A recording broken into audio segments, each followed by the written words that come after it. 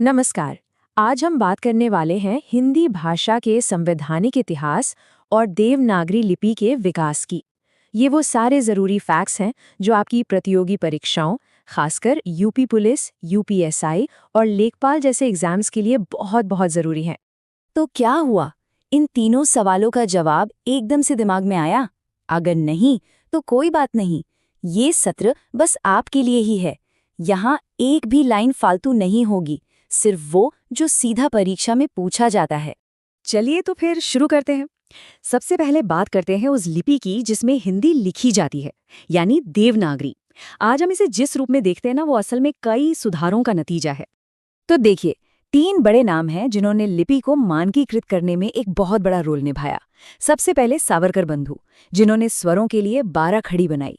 फिर आए डॉक्टर श्याम सुंदर दास, जिन्होंने कहा कि भाई ये पंचमाक्षर मतलब न्या णा की जगह सिर्फ एक बिंदी यानी अनुस्वार का इस्तेमाल करो।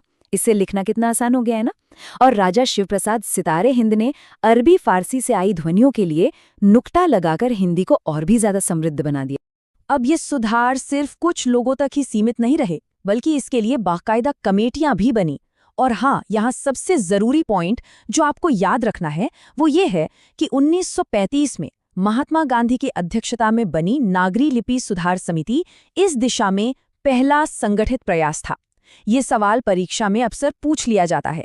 ठीक है, तो लिपि की बात तो हो गई। अब आगे बढ़ते हैं और देखते हैं कि हिंदी को राजभाषा का दर्जा आखिर मिला कैसे। ये अपने आप में एक ऐतिहासिक सफर था। ये तारीख, इसे तो आप अपने दिमाग में एकदम छाप लीजिए।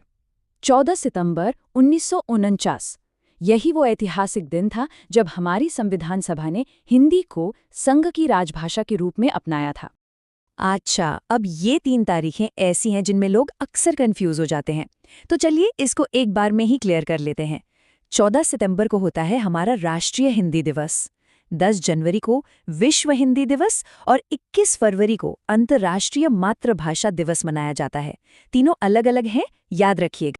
चलिए अब जरा संविधान के पन्ने पलटते हैं और देखते हैं कि भारत की आधिकारिक तौर पर मान्यता प्राप्त भाषाओं को कहाँ लिस्ट किया गया है। देखिए, जब 1950 में हमारा संविधान लागू हुआ, तब 8वीं अनुसूची में सिर्फ 14 भाषाएं थीं। लेकिन समय के साथ इसमें और भाषाएं जुड़ती गईं और आज ये संख्या बढ़कर 22 हो गई है। यह दिखाता है कि हमारा देश भाषाई रूप से कितना विविध है। ये 3 संशोधन तो आपको बिल्कुल रट लेने हैं, क्योंकि एग्जाम में सीधे सीधे पूछे जाते हैं। 21वें संशोधन से सिंधी जुड़ी, फिर 71वें से कोंकणी, मणिपुरी और नेपाली, और 92वें संशोधन से 4 भाषाएं आई: बोडो, डोगरी, मैथिली और संथाली। यहाँ एक बहुत कॉमन गलती होती है, एक ट्रैप है जिसमें कई लोग फंस जाते हैं। ध्यान रखिएगा, अंग्रेजी और राजस्थानी भाषाएं भले ही कितनी भी लोकप्रिय हों, लेकिन ये 8वीं अनुसूची में शामिल नहीं है। तो ठीक है, भाषाएं तो चुन ली गईं, पर इनको लागू कैसे किया जाएगा? इनके प्रबंधन के लिए कौन से कानून और कौन सी संस्थाएं बनाई गई? चलिए उनको देखते हैं। इसमें सबसे जरूरी पड़ाव था 1955 में, जब पहले राजभाषा आयोग का गठन हुआ। इसके अध्यक्ष कौन थे? बीजी खेर। ये नाम बहुत जरूरी है। इस आयोग ने 1 साल बाद अपनी रिपोर्ट दी, जिसे 1957 में संसद के सामने रखा गया था। अब आयोग की रिपोर्ट आ गई तो उसकी जांच भी तो करनी होगी ना। इसके लिए बनी एक शक्तिशाली संयुक्त संसदीय समिति, जिसके अध्यक्ष थे गोविंद बल्लभ पंत। इसमें लोकसभा से 20 और राज्यसभा से 10 सदस्य शामिल थे। यहाँ पर 2 प्रमुख कानूनों को समझना बहुत जरूरी है। एक है 1963 का राजभाषा अधिनियम, जिसने एक तरह से नीति तय की, और दूसरा है 1976 के राजभाषा नियम, जिन्होंने ये बताया कि उस नीति को लागू कैसे करना है। तो 1976 के नियमों ने क्या किया?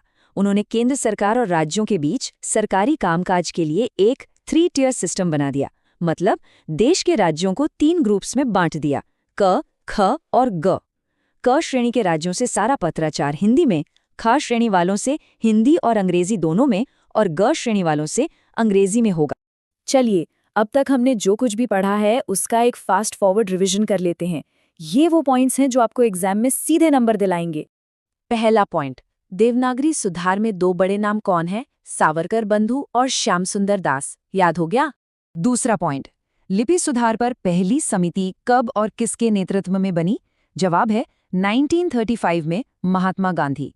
तीसरा और सबसे आसान, राष्ट्रीय हिंदी दिवस 14 सितंबर, बिल्कुल सही। चौथा पॉइंट, संविधान की 8वीं अनुसूची में आज कितनी भाषाएं हैं? सही जवाब है 22 भाषाएं।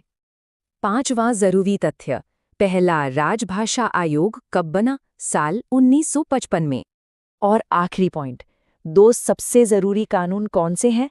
एक 1963 का राजभाषा अधिनियम और दूसरा 1976 के राजभाषा नियम। बस ये मुख्य बातें याद रखिए और इस टॉपिक से आपका कोई सवाल नहीं छूटेगा।